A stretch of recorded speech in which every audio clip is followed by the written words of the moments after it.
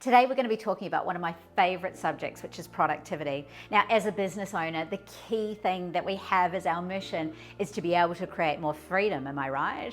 And we do this by two key aspects. Of course, money, generating money, which gives us freedom to be able to have choice.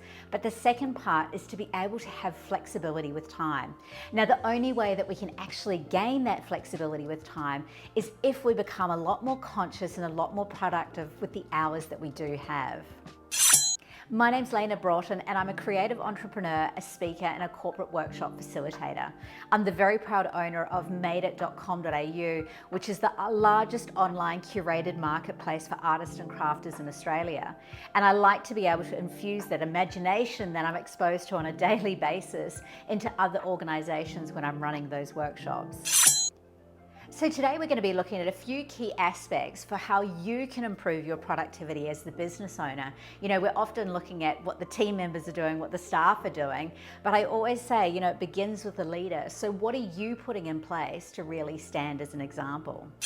The first key areas to look at is keeping it simple. Now, I am an absolute tech junkie, so I know what it's like. I know how easily we can get distracted and start trying to find that ideal app, that new thing that's gonna get us online, but you don't need it. In fact, we need to do the opposite. We need to pull it back, get rid of all the distractions and keep it super simple. And that includes not having to learn the technology for a new app for that part of what you're doing. So you may already be using Asana, Trello, Monday, or even a basic Excel spreadsheet, or the old classic pen and paper.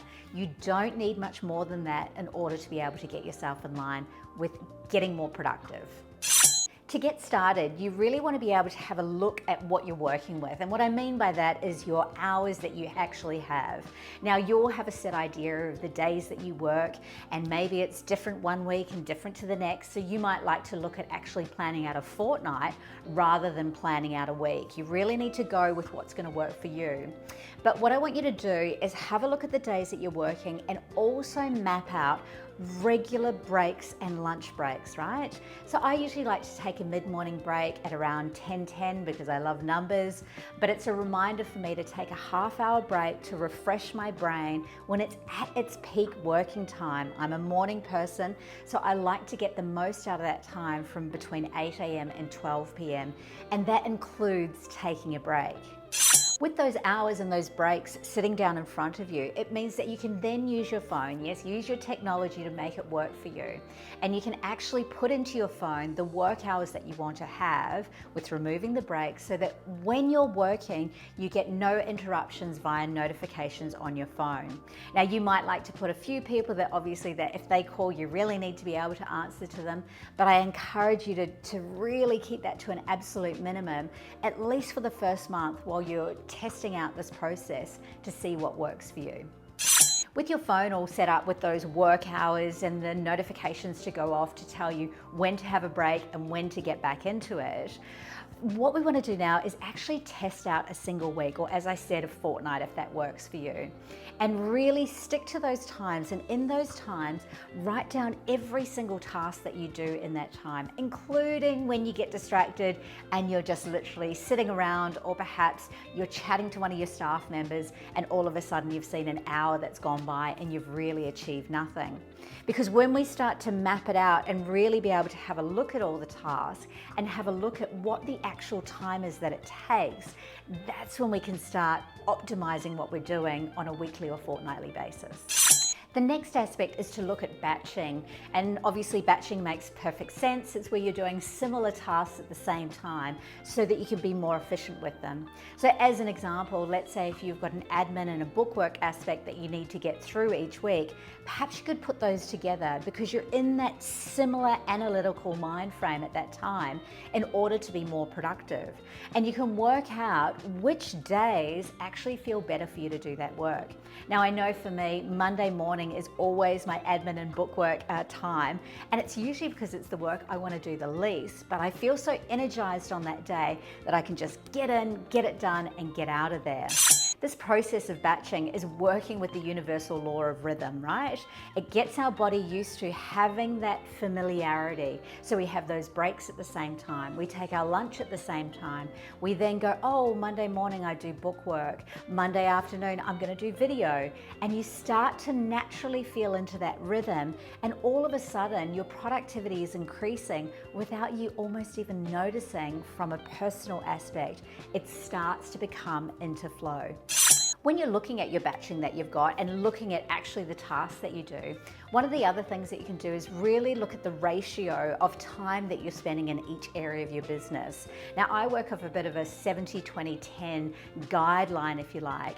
And what that means is that 70% of my time is allocated to the business that I'm in right now today. And what that means is that all of those tasks that I'm doing in that 70% of my time are allocated to things that are happening straight away in the business. They're that immediate impact. Then 20% of my time, I'm working on things that take a little bit longer. So aspects for me, because I live in the land of digital, it's really re-looking in an SEO, it's re-looking in an ad strategy. It's those things that aren't going to go into place immediately, but they're really important for the business over the next 12 to 18 months.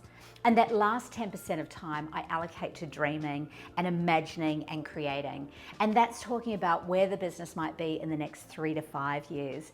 And it's a really important part that you allocate that as a business owner, not only because it future-proofs your business, but also because it keeps that passion and that vision alive in you, which is so important for the heartbeat of your company.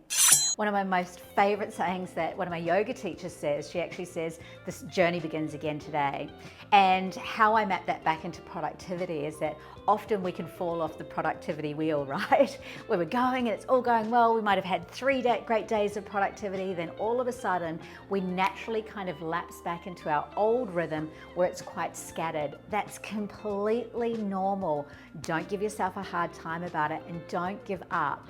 Begin the day again tomorrow, or perhaps you take that lunch break and in the afternoon you say to yourself again, the journey begins again, right?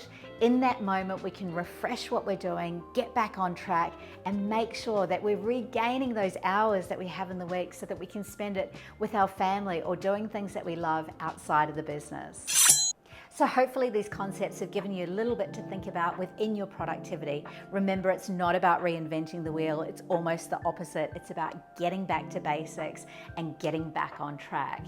So thank you for joining me. My name is Leina Broughton, and I'm a keynote speaker and a workshop facilitator for organizations. And if you'd like to be running one within your company, please reach out. I've got a contact form on my website, which is leinabroughton.co.